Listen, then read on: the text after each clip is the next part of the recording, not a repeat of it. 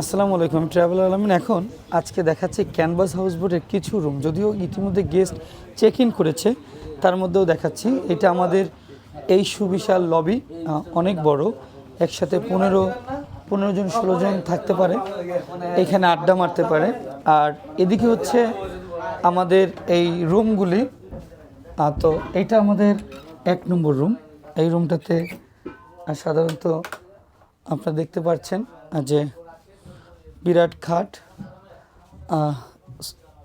AC আছে, fan আছে, একটা ওয়াশরুম। রুমগুলো প্রায় সেম। এটা আমাদের ওয়াশরুম,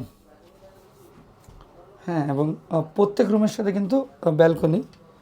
এই যে প্রত্যেক রুমের সাথে সেপারেট ব্যালকনি, যেটা এই ক্যানভাসে রয়েছে। প্রত্যেকটা রুম এরকম মোট রুম আছে 7টা রুম।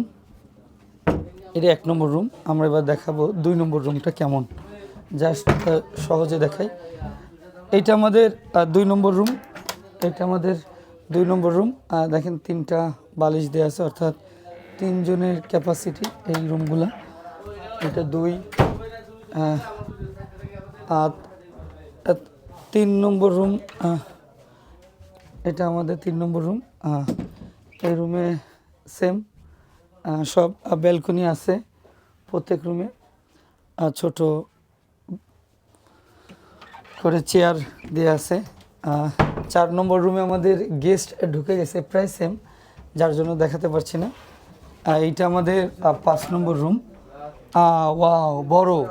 যারা ফ্রেন্ডরা আড্ডা মারতে চায়, একসাথে গল্প করতে চায়, এইটা 5 নম্বর রুম। এখানে 4 জন 5 জন থাকতে পারবে, এইখানে 3 জন থাকতে পারবে চাইলে। যদিও আমরা এটা 6 জনের থেকে 7 জনের ক্যাপাসিটি হিসাবে করে। এটা ওয়াশরুম প্রায় সেম। এছাড়া আলাদা ব্যাগট্যাগ রাখার জন্য সব ব্যবস্থা আছে। এবার আমরা যাব 6 নম্বর রুম। এটা আমাদের 6 নম্বর রুম। এটাও বড় ফ্যামিলি বেড, একসাথে 6 জন 7 জন চাইলে থাকতে পারবে, বন্ধুবান্ধব মিলে। যাদের একটু আড্ডা মারার শখ, তাদের জন্য এটা ভালো। সবকটার সাথে কিন্তু এরকম সেপারেট ব্যালকনি আছে। এটা ক্যানভাসে লাক্সারি এসি হাউস বোটে এটা আছে, এটা আপনারা দেখতে পারবেন। এটা 6, এটা 7 নম্বর রুম। যদিও এই রুমে আমাদের 7 নম্বর রুমগুলো প্রায় সবগুলোতে কিন্তু 3 জন করে আমরা রাখি এখানে, চাইলে আপনি 2 জন থাকতে পারবেন। এইটা আমাদের 8 নম্বর রুম। যদিও এটাই আমরা আছি, তারপর একটু দেখাচ্ছি। এটা আমাদের 8 নম্বর রুম, এটা আমরা আছি। সব রুমগুলো প্রায় একই ক্যাটাগরি। এবারে দেখাবো আমাদের 9 নম্বর রুম।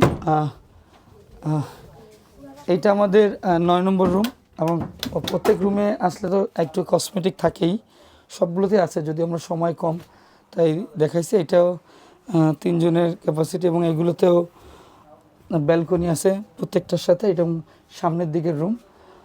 এবার একটু আমরা উপরটা একটু দেখাবো।